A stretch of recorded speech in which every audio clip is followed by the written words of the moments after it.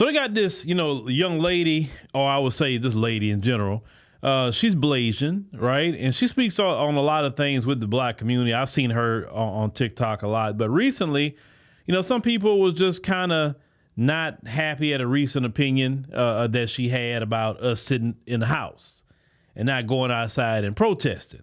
So I want you to go ahead on and hear exactly what she's about to say, but I just need to send her a good message. We're watching democracy fall in real time. Fighting for your freedom is brutal. It's exhausting and it is dangerous. And freedom has never been won from the comfort of a couch.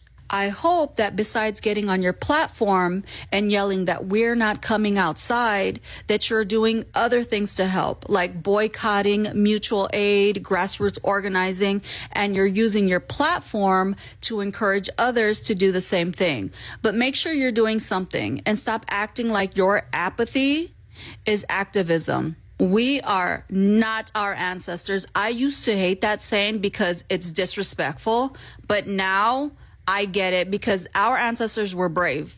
They were built different. And some of y'all are built like your ancestors because a lot of y'all had cowards for ancestors. And it shows. My ancestors were way too badass. I already know that I do not measure up, even though I practically live outside. But we are living through our government being taken over. Hiding in fear won't save you and has never won a battle. And it will not win you your freedom either. So if you're too scared to come outside, fine. We heard you the first 50 times you said it. Cool. Stay inside because the rest of us are working. But I will say that I believe that the people who put us in this mess need to be on the front lines. Latinos for Trump, Black MAGA, farmers for Trump, and of course, privileged white folks always ready to play savior, never ready to save themselves.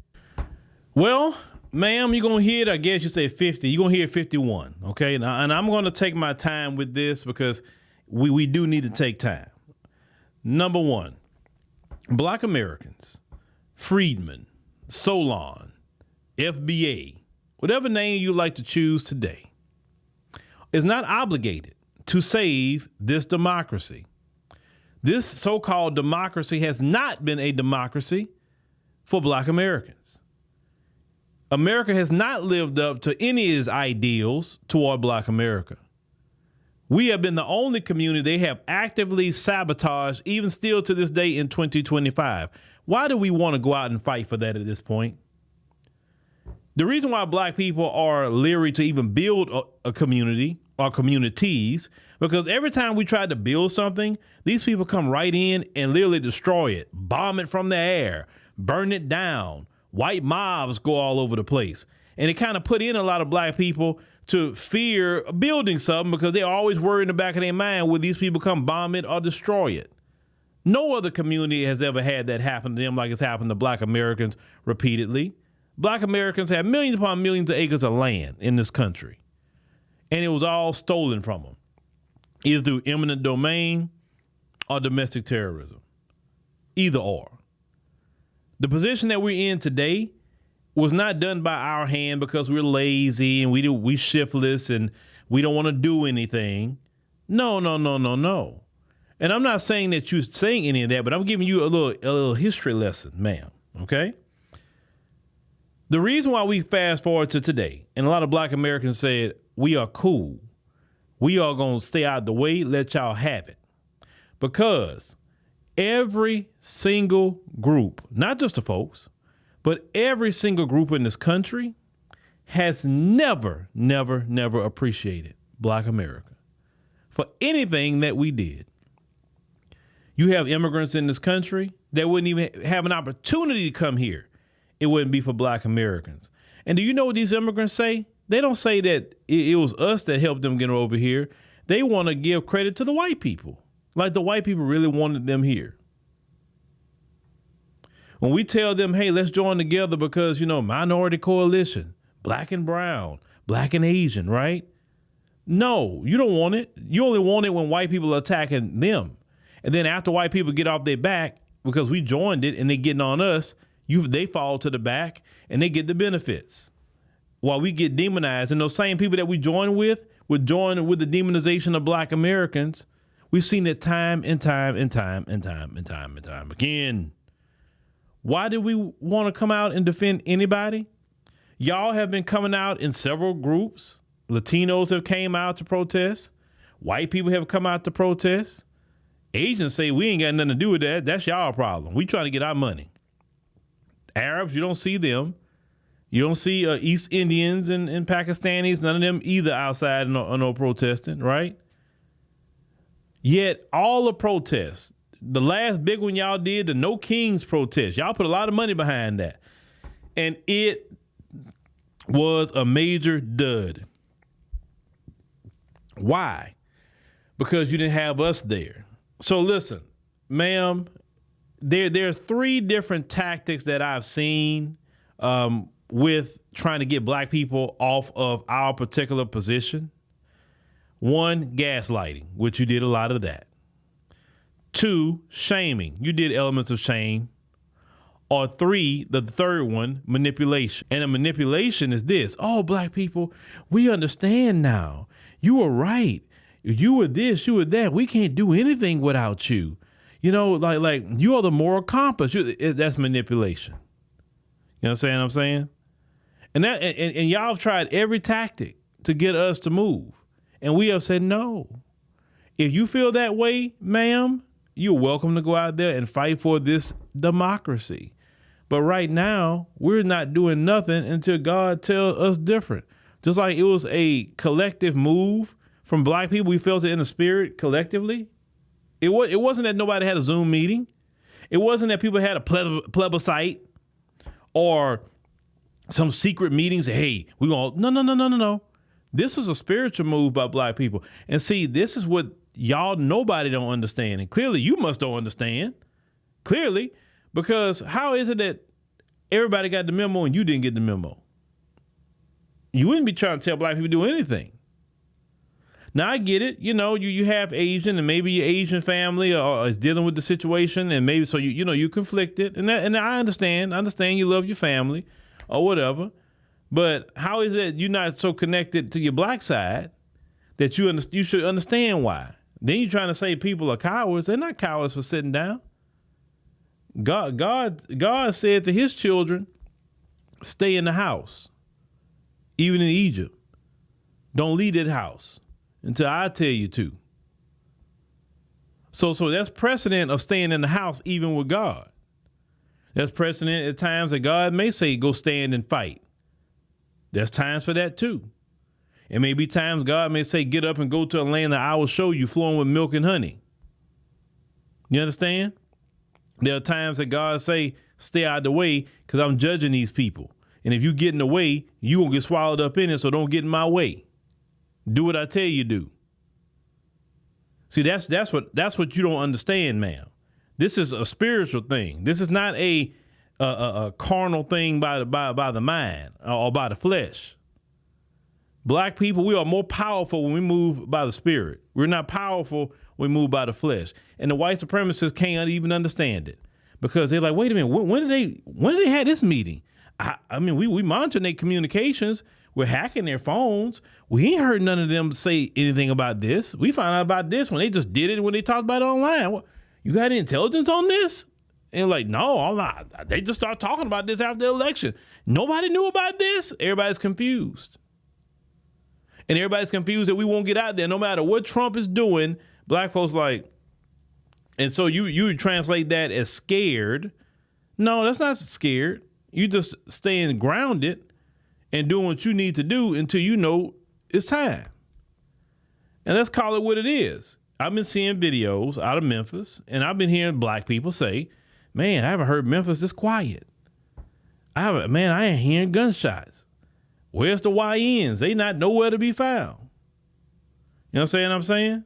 Certain areas black folks are terrorized. So, hey, if Trump, like I said, broken clock is right twice a day.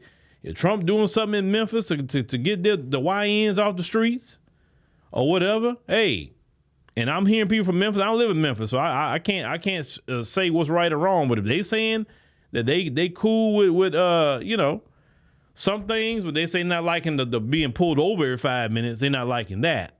But No, black people ain't got to do nothing. This country has not done nothing for black people. Nothing. Black people say, hey, we need our reparations in the form of cash payments. They say, no, you ain't getting nothing, but while they go spend money on trans shows in foreign countries with our tax dollars. They can go pay for LGBT parades in foreign countries. They can go give food, job training, and all these other things to foreigners in the country that we live in. But when we talk about reparations, we can't get it. With the USAID, billions and billions of dollars going out every year to foreigners in foreign nations.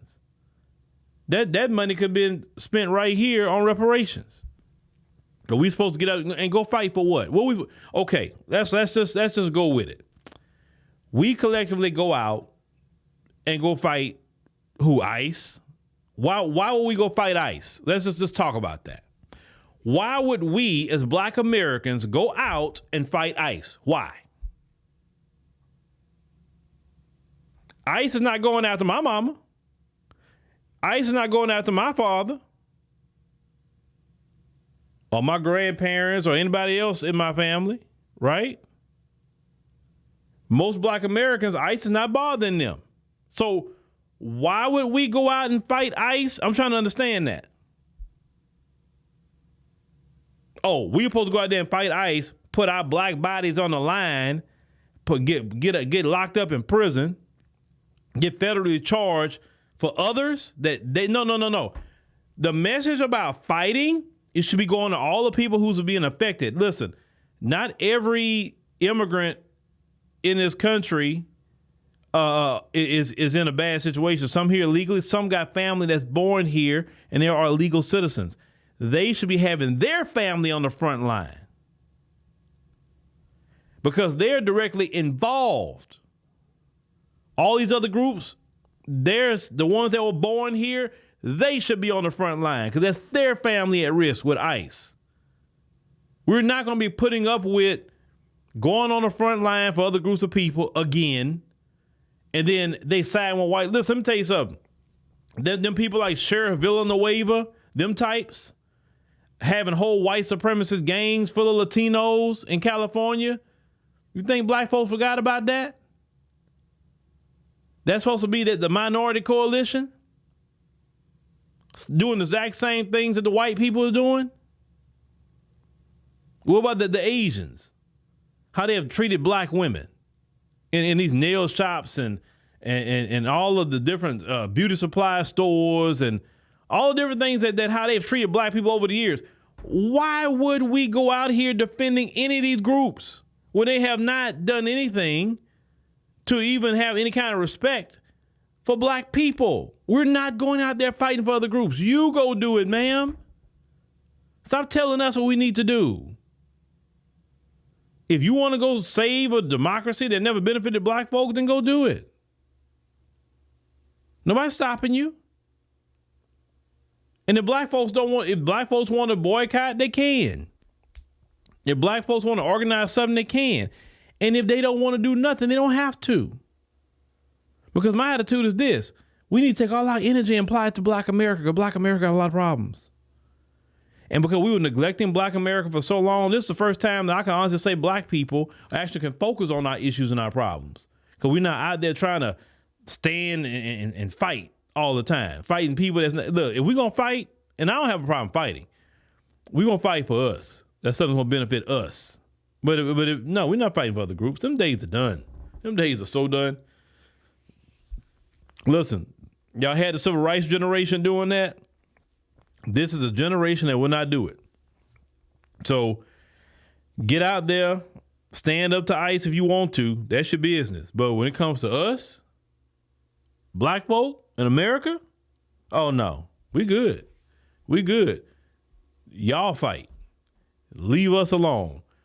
When God gives us the instructions, it'll go out collectively and spiritually, and we'll know when to move. Until then, no. The gaslighting, the shaming, and the manipulation tactics won't work on us. That may worked on the previous generation, but nah, we're not even breaking a sweat, saying nothing. If ICE, whatever ICE want to do is their business.